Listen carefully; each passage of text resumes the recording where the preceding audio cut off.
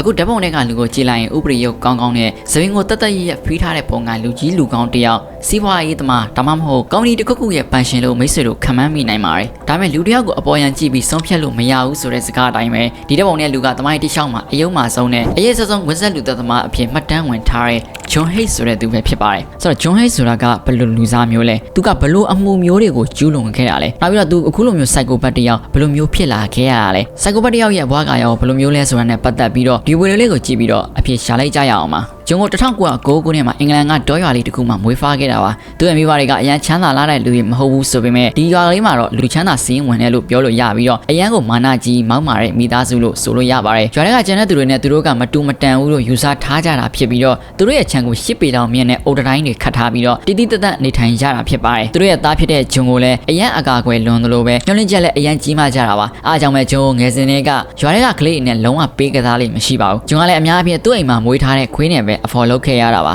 ါရွာထဲကကလေးတွေကလည်းဂျွန်နဲ့တိတ်မကစားခြင်းကြပါဘူးဂျွန်ကအရန်ကိုကလိန်ကြပြီးတော့အနိုင်ကျင့်တဲ့သူတယောက်ဖြစ်ပြီးတော့သူ့တဲ့အကောင်သေးတဲ့အခြားကလေးတွေကိုလည်းထိုးလာကြိတ်လာလွတ်တတ်ပါတယ်ပြီးရတဲ့ဂျွန်ကအကာအကွယ်ယူတဲ့အနေနဲ့သူ့ရဲ့အိမ်ထဲကိုတန်းပြီးတော့ထွက်ပြေးတတ်ပါတယ်ဂျွန်ကသူ့ရဲ့မိဘတွေက6လန့်ထားတဲ့စကားတစ်ခုရှိပါတယ်အဲ့ဒါကနတ်ဖျားတွေကအမြဲတမ်းသူ့ကိုစောင့်ကြည့်နေမှာဖြစ်ပြီးတော့သူမကောင်းတဲ့လုပ်ရည်တွေလှုပ်လာခဲ့မယ်ဆိုရင်တော့နတ်ဖျားတွေကဒဏ်ခတ်တဲ့အနေနဲ့သူ့နှစ်ဘူးမှာအမာရွတ်တစ်ခုပေါ်လာလိမ့်မယ်လို့ပြောထားတာပါဒီလိုနဲ့ဂျွန်ကအသက်ကြီးလာတာနဲ့အမျှသူမကောင်းတာတွေဘလောက်ပဲလုပ်ပါစေနှစ်ဘူးမှာဘာမှမပေါ်လာတဲ့အတွက်သူ့ကိုနတ်ဖျားတွေကတော့အပြစ်မပေးနိုင်ဘူးလို့စိတ်ထဲမှာစွန့်မဲ့သွားခဲ့ပါတော့တယ်အဲ့ဒါကပဲဂျွန်ကိုနောက်ပိုင်းမှာရွာစွတ်မှုကြီးတွေကိုစိတ်အေးလက်အေးနဲ့ကျူးလွန်နိုင်အောင်တွန်းအားဖြစ်စေခဲ့တယ်လို့ဆိုရမှာပါ။ကျောင်းမှာဂျွန်ကလည်းအခြားရွာတူကျောင်းသားတွေနဲ့အစိမကတ်လာပါဘူး။ဒါပေမဲ့လည်းညံကောင်းတာကျောင်းပဲကျောင်းသားမှာတော့ထူးချွန်ပြီးတော့ Wakefield မြို့ကကျောင်းတစ်ခုမှာ scholarship နဲ့တက်ခွင့်ရခဲ့ပါတယ်။ဂျွန်ကအိမ်မှာပဲစန်းနေရတီးတာကိုသင်ကြားခဲ့ပြီးတော့သူ့ရဲ့တီးခတ်မှုတွေကအင်မတန်နားထောင်လို့ကောင်းပါတယ်။ဒါပေမဲ့တစ်ခါတလေစန်းနေရတီးနေရင်းနဲ့ဘာအကြောင်းပြချက်မှမရှိဘဲနဲ့စန်းနေရခလုတ်တွေကိုလက်နဲ့ရိုက်ချပြီးတော့စန်းနေရတူရိယာတွေကိုဖျက်ဆီးတတ်ပါတယ်။အားကြောင့်ပဲဂျွန်ရဲ့စိတ်ကိုတော်ရုံခံမှန်းဖို့ဆိုတာကအင်မတန်ခက်ခဲလာပါတယ်။ကျောင်းပြီးသွားတဲ့အချိန်မှာတော့ဂျွန်ကအာမခံကုမ္ပဏီတစ်ခုမှာအလုပ်ဝင်ခဲ့ပါတယ်။ဒါပေမဲ့ဂျွန်သဘောပေါက်လာတာကကုမ္ပဏီဝန်ထမ်းတစ်ယောက်ရဲ့တာမန်လစာက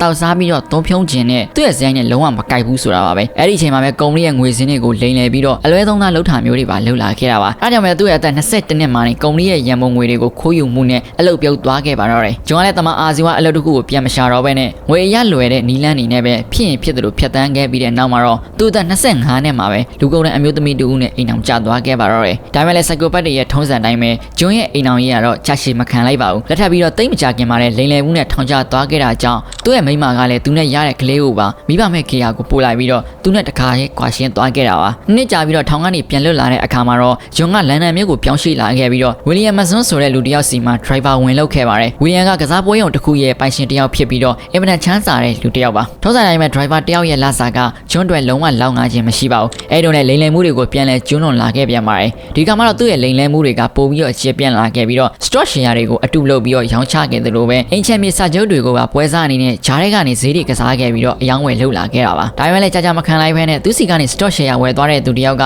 တူတွေဆိုတာကိုရိပ်မိသွားခဲ့တဲ့အတွက်အဖမ်းခံခဲ့ရပြီးတော့နောက်ထပ်4နှစ်ထောင်ကျသွားခဲ့ပြန်ပါတယ်ဒီလိုနဲ့ထောင်ထဲမှာနေရင်းနဲ့ဂျွန်ရဲ့ကောင်းထဲမှာအကြံတစ်ခုပေါ်လာခဲ့ပါတယ်အဲ့ဒါကတော့သူလိန်ခဲ့တဲ့သူတွေကရဲတွေကိုတိုင်ခဲ့ပြီးတော့တပ်တွေထွက်ဆိုချက်တွေပေးခဲ့လို့သာပဲသူထောင်ကျရတာဖြစ်ကြောင်းအကယ်၍သာသူလိန်လည်လိုက်တဲ့သူတွေကိုအစားဖျောက်လိုက်မယ်ဆိုရင်တော့ရဲတိုင်မဲ့သူလည်းမရှိတပ်တွေထွက်ဆိုမဲ့သူလည်းမရှိတော့တဲ့အတွက်ဘာမှကြောက်စရာမလိုရဘူးဆိုတဲ့အတွေးတွေဝင်လာခဲ့ပါတယ်ထောင်ကလွတ်လာတဲ့အချိန်မှာတော့ဂျွန်ကအဲ့ဒီအကြံကိုအကောင့်ထဲဖို့စူးစမ်းခဲ့ပြီးတော့အလောင်းဖျောက်တဲ့နီးစနစ်တွေကိုစတင်ပြီးတော့လေ့လာခဲ့ပါတော့တယ်ဒီလိုနဲ့လေ့လာနေရင်ဂျွန်သွားကျသွားတဲ့နီးစနစ်ကပြင်သစ်လူသက်သမားတယောက်အသုံးပြုခဲ့တဲ့အလောင်းတွေကိုဆာလ်ဖျူရစ်အက်ဆစ်ကန်ရဲကိုစိမ်ပြီးတော့ဖျောက်ဖျက်တဲ့နီးစနစ်ပါဆာလ်ဖျူရစ်အက်ဆစ်တွေကအရန်ကိုပြင်းပြီးတော့တန်တွေကိုတော့အကြီးပြောင်းလုံးနိုင်စွမ်းရှိပါတယ်လူတယောက်ရဲ့ခန္ဓာကိုယ်ဆိုရင်တော့တရက်နှစ်ရက်အတွင်းမှာလုံးဝအဆရှာလို့မရအောင်ဖြစ်သွားစေမှာပါပထမဆုံးအနေနဲ့ဂျွန်ကကြွက်တွေနဲ့အရင်စမ်းသပ်ခဲ့ပြီးတော့လက်ဘွားစာလောက်ကြွက်တကောင်ကိုလုံးဝအကြီးပြောသွားစေဖို့မိနစ်30လောက်အချိန်ယူရတာကိုသိရှိခဲ့လို့ပဲလူတယောက်သာဖြစ်ခဲ့မယ်ဆိုရင် acid ပမာဏဘယ်လောက်နဲ့အချိန်ဘယ်လောက်ယူရမယ်ဆိုတာကိုတွက်ချက်ပြီးတော့ပြင်ဆင်မှုတွေစတင်လှုပ်ဆောင်ပါတော့တယ်ထောင်းနေလွတ်လာတဲ့အချိန်မှာတော့သူ့ရဲ့ပထမဆုံးပြစ်မှတ်ကိုလိုက်ရှာနေတဲ့အချိန်မှာပဲတားကောင်ဖြစ်သွားခဲ့ရတဲ့သူကတော့သူ့ရဲ့ပထမဆုံးအလုပ်ရှင်ဖြစ်တဲ့ဝီလီယံပါပဲဝီလီယံနဲ့ဂျွန်ကအရက်ဆိုင်တစ်ဆိုင်မှာပြန်လဲဆုံတွေ့ခဲ့ပြီးတော့ဂျွန်ကိုဝီလီယံကငယ်ပေါင်းကြီးဖော်တယောက်လို့ခင်တာမလို့သူ့အိမ်ကိုခေါ်သွားပြီးတော့အစားအသောက်တွေကျွေးမွေးခဲ့ပါတယ်အဲ့ဒီအချိန်မှာပဲဝီလီယံကသူကကစားပွဲရုံတွေကို ကိုရောင်းချလိုက်ပြီးဖြစ်ပြီးတော့သူ့ရဲ့မိဘတွေဖြစ်တဲ့ဒေါ်နယ်နဲ့အီမီတို့ပါဆိုင်တဲ့လန်ရန်ကတိုက်ခန်းတွေကိုငှားစားပြီးတော့တောက်တောင်တက်တာနေထိုင်နေတဲ့အကြောင်းကိုဂျွန်ကိုဖောက်တယ်ပြန်ချခဲ့ပါတယ်ဝီလီယံကတော့ဂျွန်ကိုတုံငယ်ချင်းတယောက်လိုသဘောထားလို့ဘာသဘောမှမပါဘဲနဲ့ပြောဆိုခဲ့တာဖြစ်ပေမဲ့ဂျွန်ကတော့သူ့ကိုလာကြွားနေတာတော့မြင်ပြီးတော့ဒေါသလည်းထွက်မနာလိုစိတ်တွေလည်းတဖားဖားပေါ်လာခဲ့တာပါအားကြောင့်ပဲသူ့ရဲ့နီးစနစ်ကိုဝီလီယံပေါ်စမ်းသပ်ဖို့ဆုံးဖြတ်လိုက်ပါတော့တယ်နောက်ပိုင်းမှာတော့ဝီလီယံတို့မိသားစုနဲ့တီကျွမ်းလာအောင်စူးစမ်းခဲ့ပြီးတော့သူတို့ယုံကြည်မှုတွေရရှိလာအောင်လုပ်ခဲ့ပါတယ်သူတို့နဲ့1944ခုနှစ်စတင်မာလမှာတော့ဂျွန်ကဝီလီယံကိုသူ့ရဲ့အိမ်ကိုမြားခေါ်လိုက်ပါတယ်အိမ်ထဲကိုရောက်လာတဲ့ဝီလီယံအကောင်ကိုအနောက်ကနေတန်ထုံးနဲ့ရိုက်ချလိုက်ပြီးတော့လေဝင်းကိုဓာတ်နဲ့ပြီးတော့တပ်ဖြတ်လိုက်ပါတော့တယ်ဂျွန်ကသူ့ရဲ့ဒဏ်ရာထဲမှာအဲ့ဒီအချိန်တုန်းကဝီလီယံရဲ့လက်ချောင်းသွေးကိုတောက်ခဲ့တယ်ဆိုပြီးတော့ရေးထားတာပါဝီလီယံရဲ့အလောင်းကိုမြေအောက်ခန်းထဲမှာထည့်ထားပြီးတာနဲ့မနာပိုင်းမှာဝီလီယံဝတ်ထားတဲ့အဖိုးတန်ပစ္စည်းမှန်သမျှကိုယူပြီးတော့အလောင်းကိုဓာတ်ဆီပေပါထဲကိုထည့်လိုက်ပါတယ်ပြီးတာနဲ့ဆာလ်ဗီအက်ဆစ်တွေကိုပေပါထဲကိုလောင်းချခဲ့ပါတော့တယ်အက်ဆစ်ပေပါထဲမှာပဲဝီလီယံက2ရက်လောက်အကြာမှာလုံးဝအည်ပြောသွားခဲ့ပြီးတော့အမဲရောင်အနစ်တွေအဖြစ်နဲ့ပဲကြံခဲ့ပါတော့တယ်အဲ့အချိန်မှာပဲဂျွန်ကမြေအောက်ခန်းထဲကရေစိုးပိုက်ကနေတဆင့်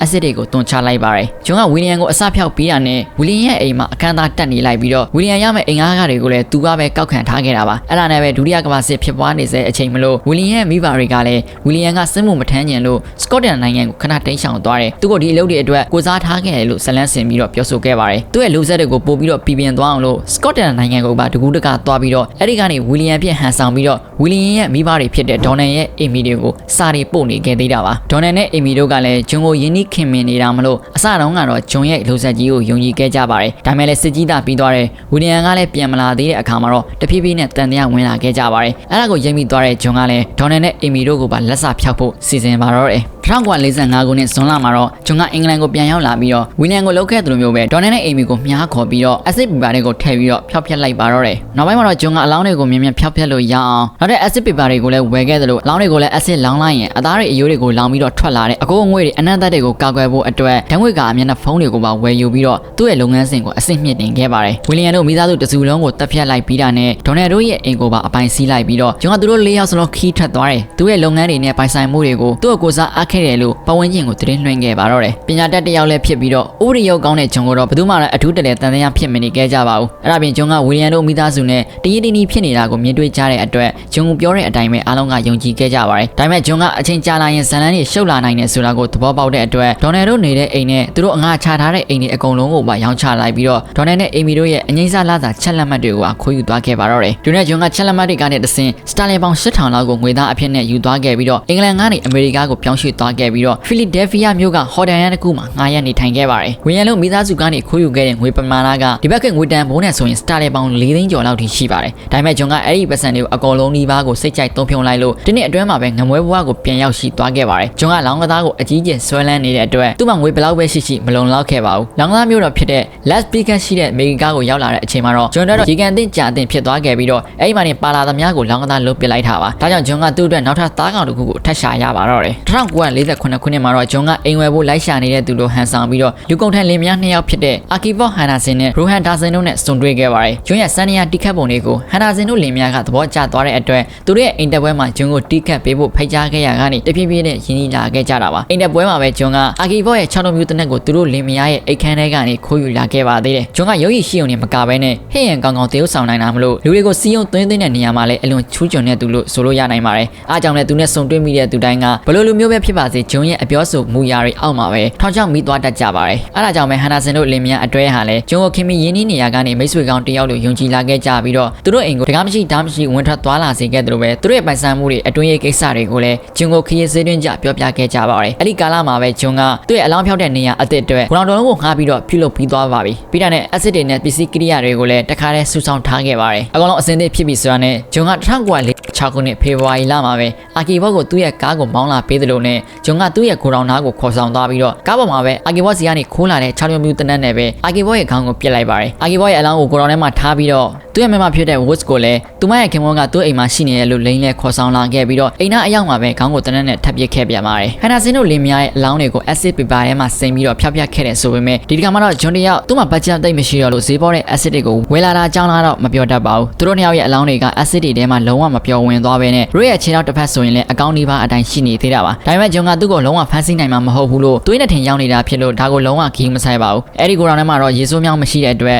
ကိုရောင်အနောက်က အမိုင်ပုံထဲမှာပဲအလွယ်တကူသွားပစ်လိုက်ခဲ့ပါတယ်ဟန်နာဆင်တို့လင်မယားကိုတပ်ဖြတ်လိုက်ပြီးရနဲ့ဂျွန်ကထပ်မံပြီးတော့ရုပ်ရှင်ရိုက်ရပြန်ပါတယ်ရိုးစီရဲ့မောင်ဖြစ်သူကိုဟန်နာဆင်တို့ကတရားမဝင်ကလေးဖြတ်ချမိလို့အဖမ်းခံရမှာဆိုတဲ့အတွက်တောင်အာဖရိကနိုင်ငံကိုထွက်ပြေးသွင်းရှောင်သွားပြီးတော့သူတို့ရဲ့ပိုင်ဆိုင်မှုတွေကိုဂျွန်ကိုစီမံခန့်ခွဲဖို့လွှဲအပ်ခဲ့တယ်လို့စားပို့ခဲ့တာပါအဲ့လိုဇလန်ဆင်ပြီးရနဲ့ဟန်နာဆင်တို့လင်မယားရဲ့ပိုင်ဆိုင်သမျှကိုသူတို့ရဲ့အိမ်မှာမွေးထားတဲ့ခွေးကလွှဲရင်အကုန်ရောင်းချလိုက်ပြီးတော့ဒီနေ့ကငွေကျွေးနေဆိုရင်ဒေါ်လာ4 သိန်းလောက်တန်ဖိုးရှိတဲ့ငွေပမာဏကိုပြန်ပြီးတော့စုဆောင်းမိခဲ့ပါတယ်ဂျွန်ကဘလောက်တော့မျက်နှာပြောင်းလဲဆိုရင်ရိုးရဲ့တန်ဖိုးကြီးအဝတ်စားတွေကိုသူ့ရဲ့ချစ်သူကိုသူဝယ်လာသလိုနဲ့လက်ဆောင်ပေးခဲ့တာပါဇလန်နဲ့ရှင်းသွားပြီလို့ဂျွန်ကသူ့ဟာသူတွေးပြီးတာနဲ့ထုံးစံတိုင်းပဲရှိသမျှကိုတုံးဖြုံပြစ်ပြန်ပါတယ်အဲအကြောင်းပဲနောက်ထပ်1 နှစ်လောက်အတွင်းမှာမွေးသွားခဲ့ပြန်ပြီးတော့နောက်ထပ်လူကုန်တန်းတယောက်ကိုအမဲလိုက်ခဲ့ပြန်ပါတယ်ဒီကဂျွန်ရွေးချယ်ခဲ့တဲ့သူကတော့ Olis Duan Degon အမည်ရတဲ့အသက်80နီးပါးရှိနေပြီဖြစ်တဲ့မိုဆိုးမတယောက်ပါဂျွန်ကသူ့ကိုသူအထက်တန်းစားအင်ဂျင်နီယာတယောက်အဖြစ်နဲ့ Olis ကိုသွားမိတ်ဆက်ခဲ့ပြီးတော့တင်းသွင်းခဲ့ပြန်ပါတယ်လူနဲ့ Olis ကသူ့ကိုယုံကြည်လာတဲ့အခါမှာတော့ဂျွန်ကသူ့ရဲ့အိမ်မှာတွေ့ဆုံဖို့လိန်ညာချင်းဆိုပြီးတော့သူ့ရဲ့ကိုယ်တော်ကိုခေါ်သွားခဲ့ပါတယ်ဒီတစ်ခါမှလည်းအာကီဘောရဲ့တနက်နဲ့ပြစ်ပြီးတော့အစစ်ပေပါနဲ့ထည့်ပြီးတော့အစဖြောက်လိုက်ပြန်ပါတယ်ဒါပေမဲ့ Olis ကိုပြစ်မဲ့အဖြစ်နဲ့ရွေးချယ်လိုက်တာကဂျွန်ရဲ့အကြီးမားဆုံးအမားတစ်ခုလို့ဆိုရမှာပါ Olis ကအတိုင်းဝိုင်းတောင်းတဲ့သူတယောက်ဖြစ်ပြီးတော့လူများကယူသိလေးစားရတဲ့အမျိုးသမီးတယောက်ဖြစ်ပါတယ်အဲ့ဒါပြင်ပတ်စံရှိတဲ့အဆက်အသွယ်ကောင်းတဲ့မိတ်ဆွေအပေါင်းအသင်းတွေလည်းရှိတဲ့သူပါအားကြောင့်ပဲ Olis ပျောက်သွားတဲ့အခါမှာပဲနေချင်းညချင်းသူမရဲ့မိတ်ဆွေတွေကသတိထားမိခဲ့ပြီးတော့ရဲကိုတိုင်တန်းခဲ့ကြပါတယ်ရဲတွေကလည်း Olis လိုအမျိုးသမီးတယောက်ဖြစ်တဲ့အတွက်ရှာဝင်မှုတွေကိုအပြင်းထန်လုပ်ခဲ့ကြတာပါအဲ့ဒီအချိန်မှာပဲ Olis ကမပျောက်သွားခင်မှာသူမရဲ့သူငယ်ချင်းတယောက်ကိုဂျွန်နဲ့သွားတွေ့မယ်လို့ပြောခဲ့တဲ့အတွက်ဂျွန်ကအဓိကတန်တရားတရားခံဖြစ်လာခဲ့ပြီးတော့ရဲတွေကဂျွန်ရဲ့ကိုယ်တော်ကိုစီးနှင်းရှာဖွေခဲ့ကြပါတော့တယ်ဂျွန်ရဲ့နောက်ထပ်အမားတစ်ခုကတော့ကိုယုံကြည်မှုလွန်ကဲနေပြီးတော့သူ့ acid paper ထဲမှာဖျောက်ဖျက်ထားတဲ့အလောင်းတွေကလုံးဝအစနာပျောက်သွားရဲ့လားဆိုတာတော့စစ်ဆေးခဲ့ခြင်းမရှိပါဘူးအားကြောင့်ပဲ acid ထဲမှာအလွယ်တကူမပြောဝင်နိုင်တဲ့အယိုးတွေသွားတွေနဲ့ခနာကိုယ်ရဲ့အစီတွေကပေပါရဲ့အောက်ခြေမှာကျန်ရှိနေခဲ့တာပါရဲရီရောက်လာတဲ့အချိန်မှာတော့ acid တိုင်ကြီးတွေကိုတွန်းပေါက်ပြီးတော့ရှာဖွေလိုက်တဲ့အချိန်မှာအန်ကတစ်ခုကိုတွေ့ရှိခဲ့ရပြီးတော့နောက်ပိုင်းစစ်ဆေးကြည့်တဲ့အခါမှာတော့ Olis ကအန်ကန်မှန်သိရှိသွားခဲ့ပါတယ်ဒီလိုနဲ့ဂျွန်က1949ခုနှစ်ဖေဖော်ဝါရီလမှာပဲအဖမ်းခံခဲ့ရပါတယ်ဒါပေမဲ့ညင်းမရတဲ့တပ်တွေတွေနဲ့ကဖမ်းမိတာတော့ဂျွန်ကတော့ဗျောင်မဲညင်းဆိုခဲ့ပါတယ်သူက Olis ရဲ့ခန္ဓာကိုယ်ကလုံးဝမရှိတော့ဘူးဒါကြောင့် Olis ကိုသူတတ်ခဲ့တဲ့ဆိုတဲ့တပ်တွေလည်းမရှိတော့ဘူးလို့သူ့ဘာသာသူစိတ်ကူးပြီးတော့ပြောဆိုနေခဲ့တာပါဒါပေမဲ့သူ့ကိုရုံးနေစစ်ဆေးရဲ့အခါမှာတော့ဝီလီယံတို့မိသားစုဟန်နာဆင်တို့လင်မယားကိုပါတတ်ခဲ့တယ်လို့ဝန်ခံခဲ့တဲ့အပြင်အခြားတပ်တွေရှာမတွေ့ခဲ့တဲ့လူ3ယောက်ကိုလည်းတတ်ခဲ့တယ်လို့ထွက်ဆိုခဲ့ပါတယ်ဂျွန်ကလူတက်ခဲ့တယ်လို့ထွက်ဆိုခဲ့ပေမဲ့သူ့မှာအပြစ်ရှိကြောင်းမဝန်ခံခဲ့ပါဘူးသူကသွေးဆိုးဖိုးကောင်တယောက်မလို့လူသေးကိုတောက်ဖို့လိုတဲ့အတွက်တက်ခဲ့ရတာဖြစ်ကြောင်းဒါကြောင့်သူ့မှာအပြစ်လုံးဝမရှိဘူးလို့ကြောက်တောင်နိုင်တဲ့စကားလုံးတွေနဲ့ခုခံချေပခဲ့ပါတယ်ဒါပေမဲ့အဲ့လိုချေပချက်တွေကတော့မိတ်ဆွေတို့ထင်ထားတဲ့အတိုင်းလုံးဝအလုံးမဖြစ်ပါဘူးအားကြောင့်ပဲတရားရုံးကဂျွန်ကိုလူ900ကိုကြိုးတင်ကြံစီတပ်ဖြတ်မှုအလောင်းဖြောက်မှုတွေနဲ့အပြစ်ရှိကြောင်းဆုံးဖြတ်ချက်ချခဲ့ပြီးတော့နောက်ဆုံးမှာတော့တင်ရချမှတ်နိုင်ခဲ့ပါတယ်1949ခုနှစ်ဩဂုတ်လမှာပဲဂျွန်ကိုအင်္ဂလန်နိုင်ငံက One Stop ထောင်မှာပဲကြိုးပေးပြီးတော့ကွပ်မျက်လိုက်ပါတယ်ဂျွန်သေဆုံးတဲ့အချိန်မှာတော့အသက်40ဝန်းကျင်ပဲရှိပါသေးတယ်ဘယ်အလုပ်ကိုပဲဖြစ်ဖြစ်လက်ကြောတင်းအောင်မလုပ်နောက်ဆုံးလောင်းဖြောက်ထောင်လက်ကြောတင်းအောင်မလုပ်ချင်ပဲနဲ့အချောင်းလိုချင်သုံးချင်ချင်စိမ့်နေပဲ